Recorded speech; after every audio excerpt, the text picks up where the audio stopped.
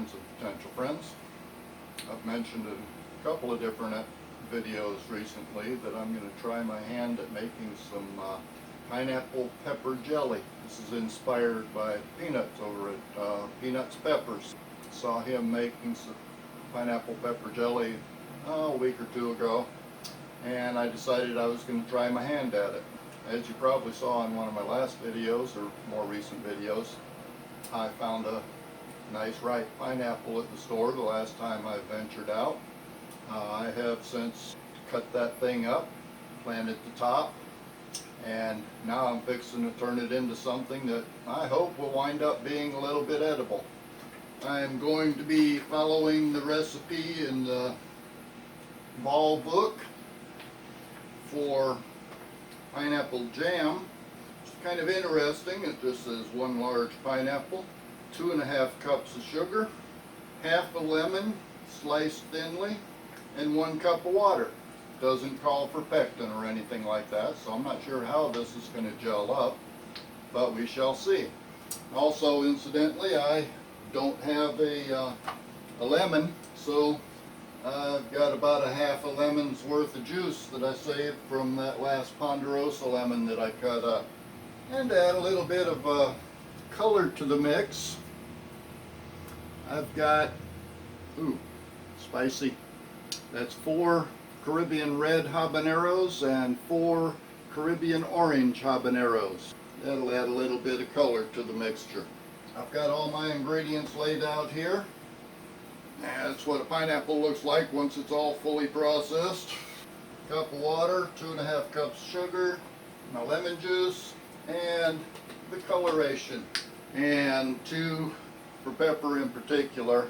I feel for you, brother. I don't think I could ever eat one of them ghost peppers. But if it helps any, just with what I've done here this morning and a little bit of harvesting, I picked a few orange habaneros this morning, and I made the mistake of wiping the sweat out of my eyes, so this half of my face is burning right now. I'm paying for it. And on that note, pardon my dripping. This is Central Florida, and the last time I looked at my weather station, it was about 96.5 degrees outside.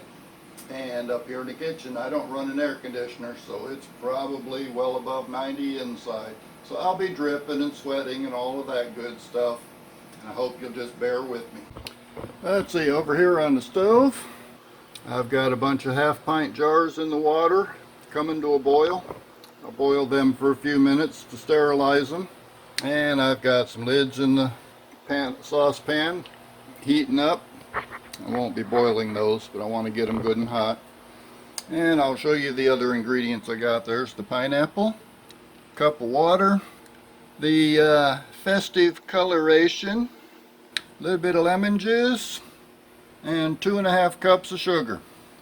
Now I need to get those jars to a boil, and we don't need to hang around for that, but I'll bring you back when I'm ready to go to the next step.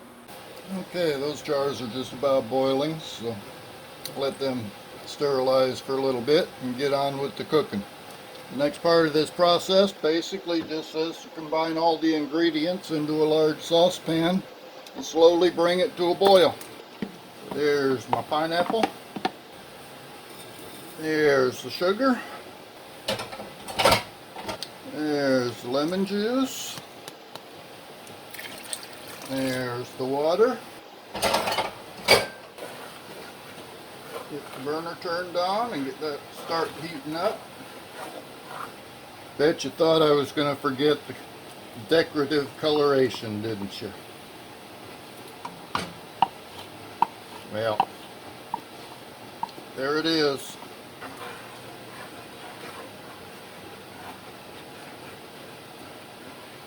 Yeah, that's going to make it a little bit festive. Incidentally, the last time I made my jalapeno jelly, I used 4 of those habaneros in it, and it just wasn't quite spicy enough for my taste. I've been slowly trying to find just the right amount of the hot peppers to make that jalapeno jelly the way I want it. The first batch I made, I just followed the ball recipe exactly with just jalapenos. The second batch, I added the 4 habaneros to it. And in this batch with the pineapple, I've added 8 habaneros. So that should make things just a little bit more spicy. Now, I reread the recipe again. Basically it says put all the ingredients in a large saucepan, bring mixture slowly to a boil, stirring until the sugar dissolves, then increase the heat to medium-high and cook rapidly to the gelling point, stirring the pineapples to keep it from sticking. Then I can remove it from the heat, put it in the jars, and do the water bath for 15 minutes. So apparently, I guess the pineapple has something similar to pectin in it that's going to help it to gel.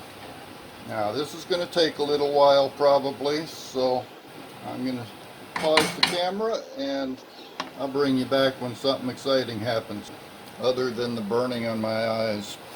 Okay, there's something exciting. We've got a thunderstorm brewing outside. I just went back and checked the weather station. It's already dropped the temperature outside to below 90 degrees. Of course, it's still going to take a while to get it cooled off inside here. But there's another added benefit. If I get any rain out of this deal, I may not have to water the garden tonight. Okay, as you can see, it's coming to a boil. I've been stirring it most of the time. Now it says to increase the heat to medium-high and then bring it to the gelling point, which it says is 220 degrees. Now I don't have a candy thermometer to be able to check that, so I'm pretty much going to have to guess at this part of it. I think if I get it to boiling while I'm stirring it, that should be getting pretty close to the gelling point. Yeah, those peppers do add some nice color to it. If nothing else, I think this is going to be pretty. And I haven't heard any thunder for a few minutes, so I guess I might be out watering the garden tonight. We'll see what we get. That's getting to be a pretty good boil, even with me stirring it. The recipe also said to skim off any foam if you want to. So the fact that I'm seeing foam in here is probably a good sign that I'm getting up around the right temperature. And the fact that I'm starting to drip again. Okay, let me turn that off and I'll rearrange. And we'll see about getting this put into jars. The recipe says that this batch should make 3 half-pint jars. I got a sneaky feeling it's going to be a little bit more than that. Fill up the jar. I need to leave a 1/4 inch of headspace, which is right about there. Take some of my vinegar and wipe the rim. Ooh, that's hot. Get my little magnet and grab a lid. And tighten it finger tight. Ouch. And then it goes back in the water bath. So you've seen jars filled up before. Let me get the rest of these done and I'll tell you how many I got when I'm finished. Okay, I guess that pineapple was a little bit bigger than the ones that Ball uses because the recipe said it would make 3 half pints and I got 6.5 half pints. Go ahead and put all 7 jars into the water bath canner, bring it to a boil, cover it, and let it process for 15 minutes. After that, I'll let it cool for about 5 minutes before I take the jars out and put them on the counter to cool overnight. But that's the process so far. Okay, the water bath is coming up to a boil. I'm going to put the lid on it and set the timer for 15 minutes. And we'll be back at the end of the 15 minutes.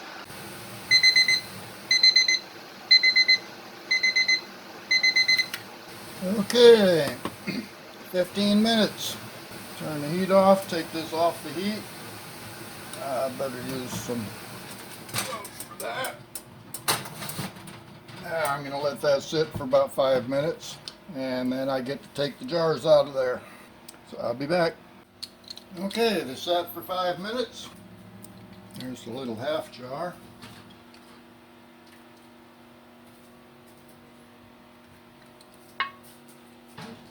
Already pinging.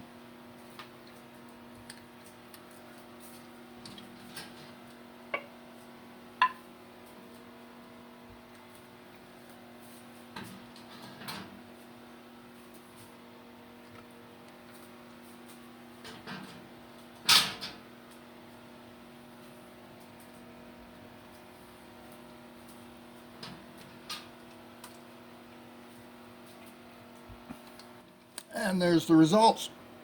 I guess we're going to have to wait till tomorrow to give it a taste test. So, I'll see you then. Incidentally, that was a pretty pitiful excuse for a thunderstorm. It did drop the temperature to 74 degrees from 96. And so far, I'm only seeing 4/100ths of an inch of rain. So, I guess I'll be out watering tonight. Though there is still some hope for a little bit more. This guy right here is headed right for me, if it lasts. Okay, through the magic of YouTube, it's now the next day. All of my jars have sealed. I did cheat and take a little bit of a taste earlier, but now we're going to give it the full taste. Let's see, it did not set up as well as I had hoped it would. In fact, I think I need to use a spoon to get some of this off of here.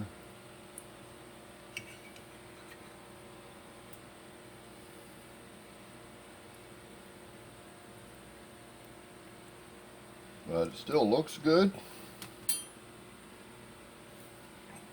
And let's see how it tastes.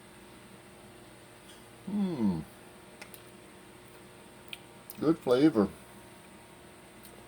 I can taste the peppers a little bit. There is a little bit of heat coming on, not that much. I think that might be a winner.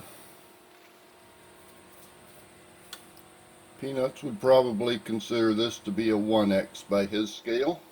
By my scale, I'm probably going to make it a 2X. And the heat does linger a little bit, but it's not unbearable, and it doesn't really distract from the flavor. Yeah, I think that's the winner. Next batch, I may leave out 1 or 2 of the habaneros, go with 6 instead of 8. I think I probably cut back the sugar just a little bit too. And hopefully by the time I make another batch, I'll have a good thermometer so I can make sure I get the mixture up to the gelling point, because I would like that to be a little bit more solid. But it is pretty. I'm going to call that one a success. And I'll see you on the next one.